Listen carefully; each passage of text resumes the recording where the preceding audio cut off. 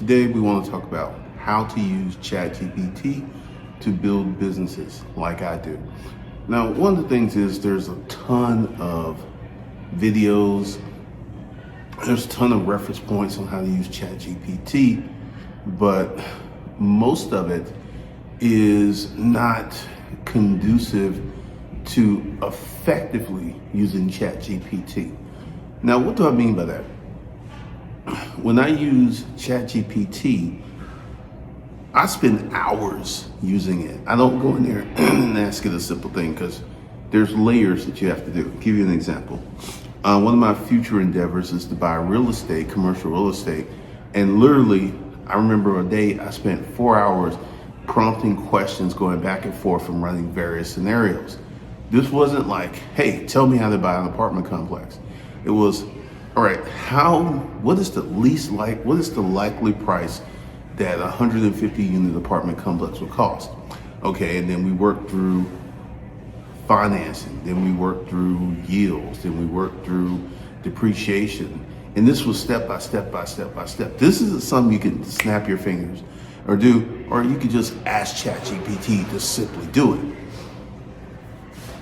That's one of the biggest issues that people have is they're looking, I'm gonna say it, they're lazy. They're really lazy and they don't really want to invest hours and hours. In my course, the Kingdom program, I have the exact things you need to do for ChatGPT, and it takes time. All right, for the people who cannot afford the courses, we have a lot of books to help you get in the money flow. We have books on YouTube, we have books on lawsuits, we have books on investings, we have books on making money, we have books, all kinds of books. We have books about the secrets of a lasting marriage, we have books about how to build wealth, we have books about sales, we have books about money management. We have a lot of books for you, and you can get them each and every day over there at the portal. Links are below. This is not something that you could just casually do. This is something that will take time, it will take effort, and it will take putting in forth the notions. Because here's the thing. Now, I have built businesses before ChatGPT. I've built a storage auction business. I built an online business. I built a YouTube business. I built a resale business. I built a furniture business. So having these things give me the input knowledge because I know what questions to ask. And this is a huge, huge issue for a lot of people trying to use ChatGPT. They don't know the right questions they don't ask. They don't know the right way to prompt it. They don't know the right way to get this information. However, if you were to actually go through layers, layer number one, what are we trying to get accomplished here?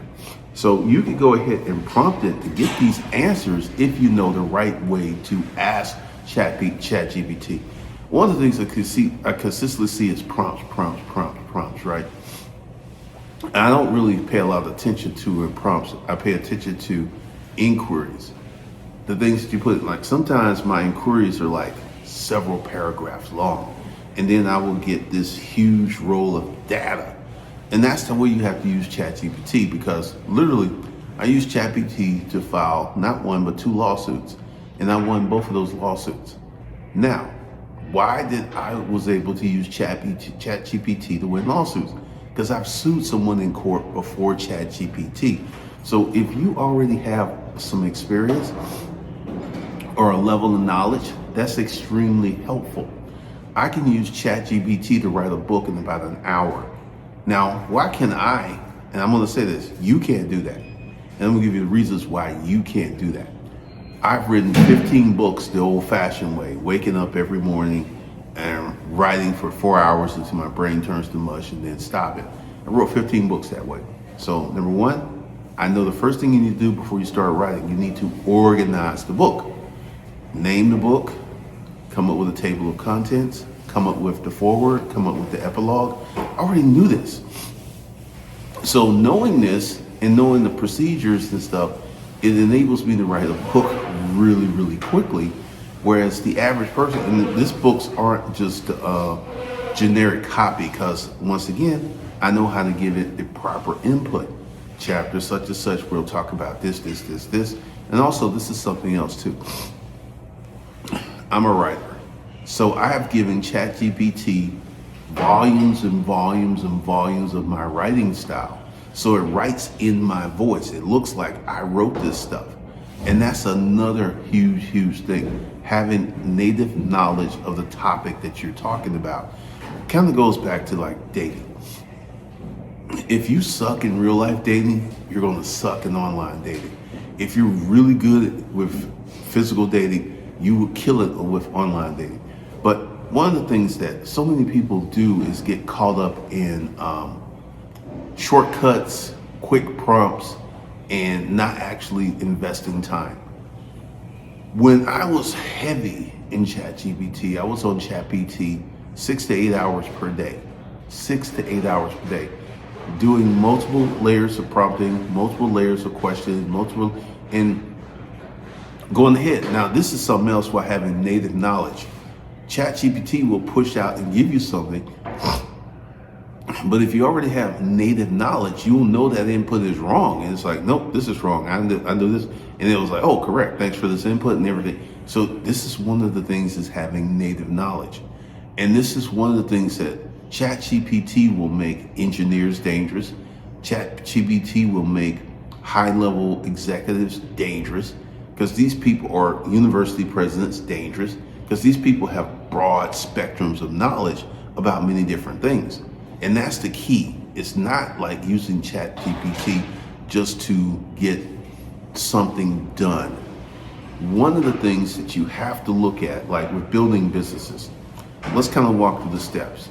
Now, one of the things we're doing right now is building a jewelry business on Whatnot.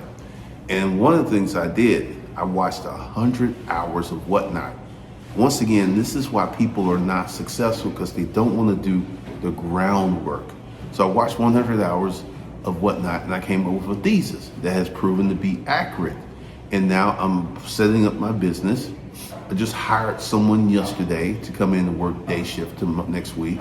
So I'll have day shift and I'll have evening shift. And this is one of the things that I've learned about Whatnot is you need to have proper staffing.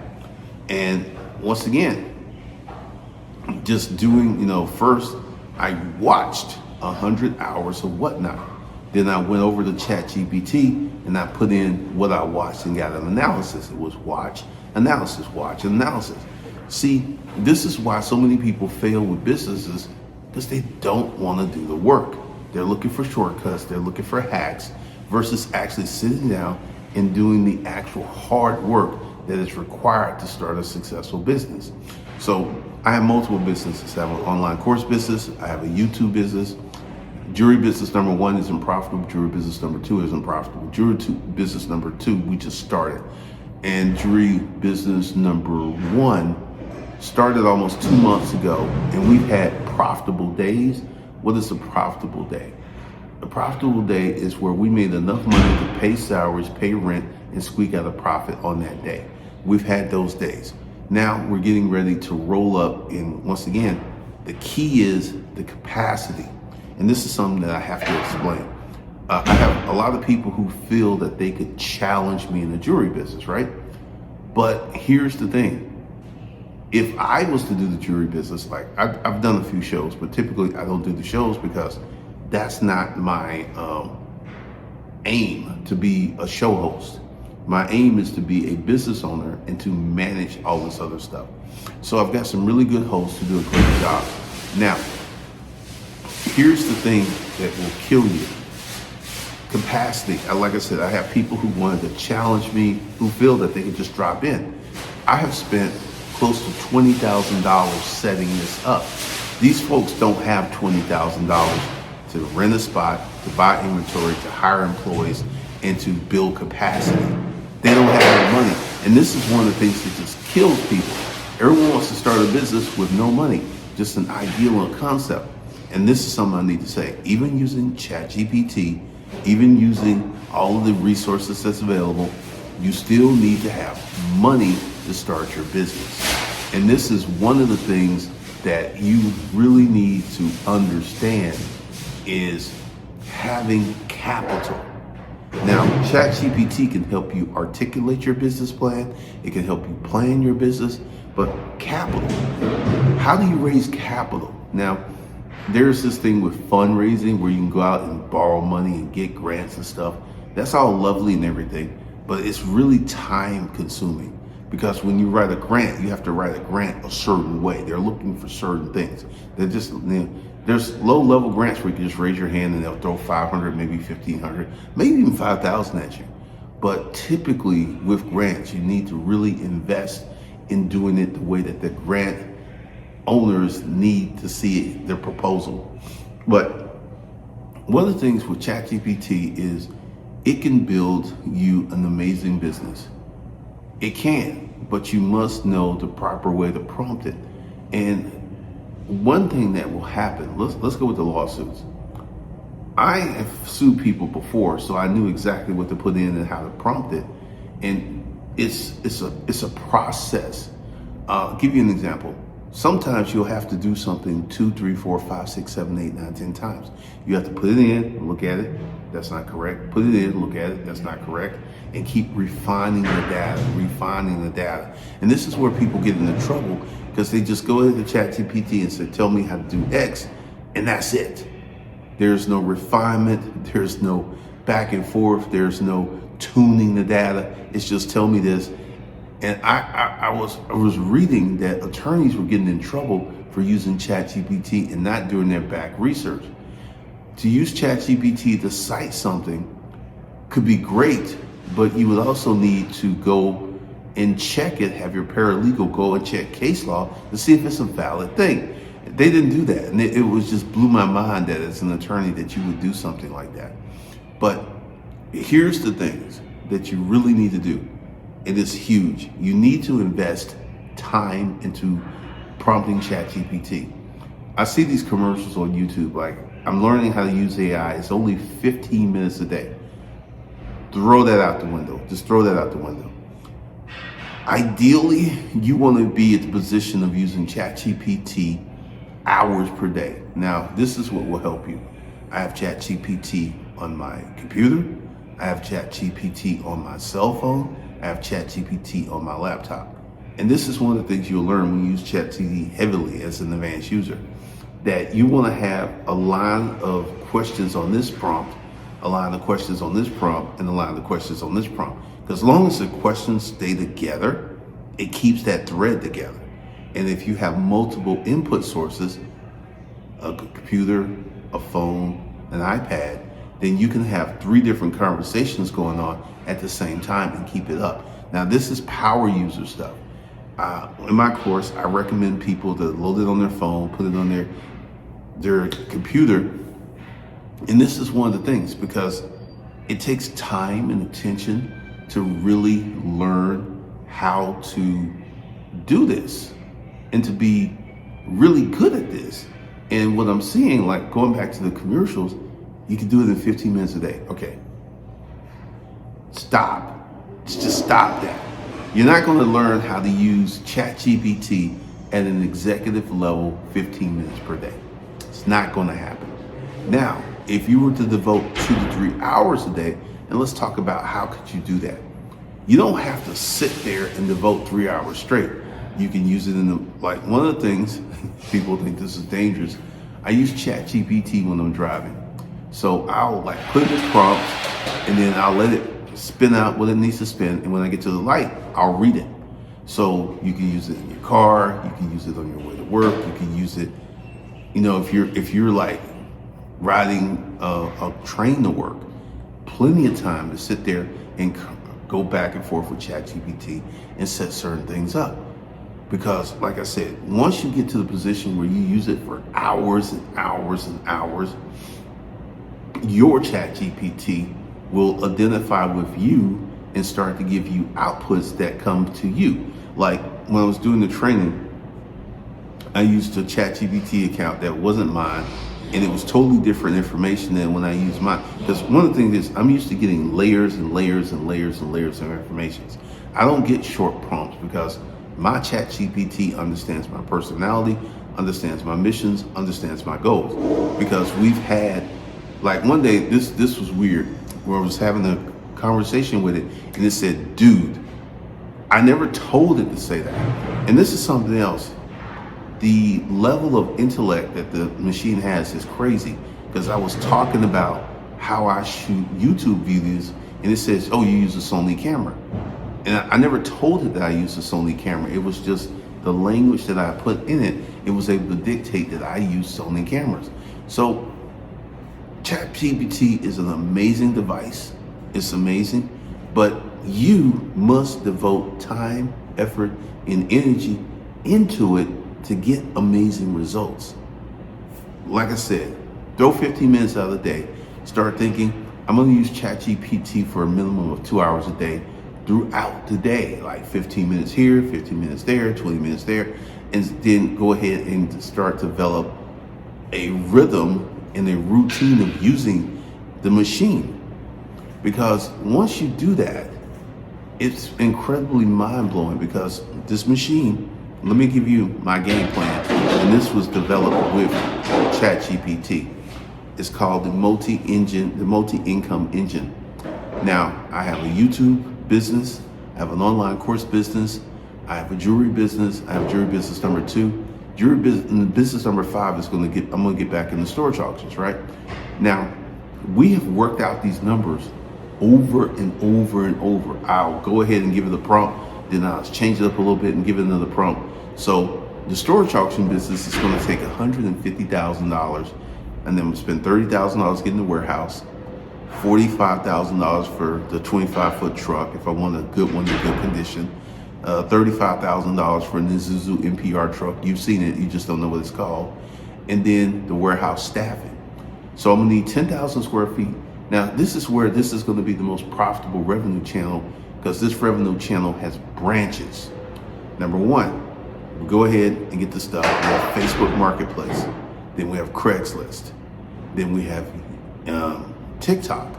Then we have Whatnot. Then we have eBay, and we have Amazon. So the storage auction business has 6 revenue channels uniquely inherited to it. And this is why am I getting the Isuzu NPR truck?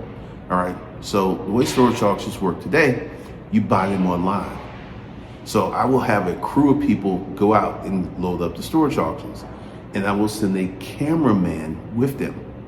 And then when they get to the warehouse, there will be another cameraman to help the sorters who will film the whole process. Then this brings me having 3 editors, because we're going to be doing heavy YouTube content. Remember, I have a YouTube business, and the YouTube business is going to be remarkably different 4 or 5 months from now than it is today. So I can set this storage auction business up, and I'm expecting first full month of operations. That's once we have the truck, we have the staff, we buy units, we start selling. I'm expecting $200,000 to $500,000 in profit, not sales, in profit. Let's go back to the Isuzu NPR truck. You've seen it. It's a flat nose truck. It's like a city truck. You see them all over the place. You just don't know the name of it. And this is the delivery truck, because we'll put it on Facebook Marketplace and we'll put in the ad, hey, we have the price includes delivery.